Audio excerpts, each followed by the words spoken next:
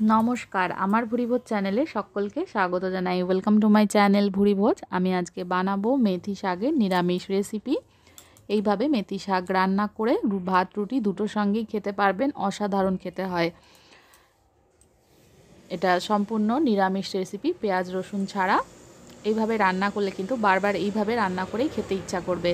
তার জন্য শাকগুলো কেটে নিয়েছি, ধুয়ে পরিষ্কার করে তারপরে কেটে নিয়েছি। আর এখানে দুটো মিডিয়াম সাইজের আলু সেদ্ধ করে নিয়েছি। আমার আর লাগবে বাটা মশলার মধ্যে লাগবে টমেটো, আদা, কাঁচা লঙ্কা। এটাকে একটু জল দিয়ে পেস্ট করে নেব।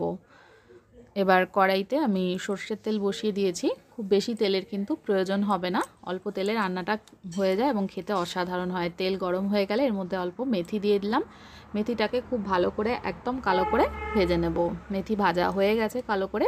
এবার যে মশলার পেস্টটা তৈরি করে নিয়েছিলাম, টমেটো, আদা, কাঁচা লঙ্কা, সেটার পেস্টটা দিয়ে দিলাম। পেস্টটাকে এবার তেলের ওপরে কষিয়ে নেব।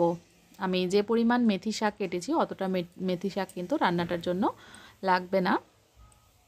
এর মধ্যে দিয়ে দিলাম কষানোর সময়, মশলাটা কষানোর সময় নুন দিয়ে দিলাম আর দিয়ে দিলাম হলুদ গুঁড়ো। দিয়ে মশলাটাকে কষিয়ে নিতে হবে।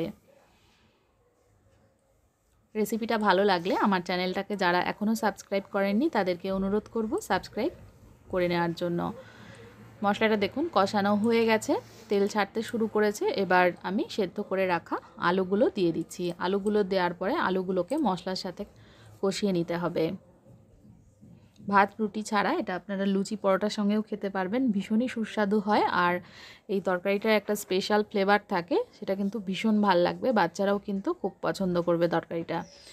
মশলাটা কষানো হয়ে গেছে, আলুও কষানো হয়ে গেছে। এবার আমি এর মধ্যে দিয়ে দেব মেথি শাক, কুচনো মেথি শাকগুলো দিয়ে দেব। দিয়ে দিলাম। প্রথমে একটু দিয়ে এটাকে মিশিয়ে নিচ্ছি আরও একটু।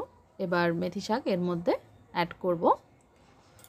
মেথি শাকটা দেওয়ার পরে এটাকে আরও 3-4 মিনিট মতন রান্না করে নেব কম আঁচে। আরও একটু মেথি শাক অ্যাড করে এটাকেও আলুর সঙ্গে ভাজা ভাজা করে নিতে হবে। এই রান্নাটায় কিন্তু কোনো জলের ব্যবহার হবে না, জল ছাড়া রান্নাটা করতে হবে।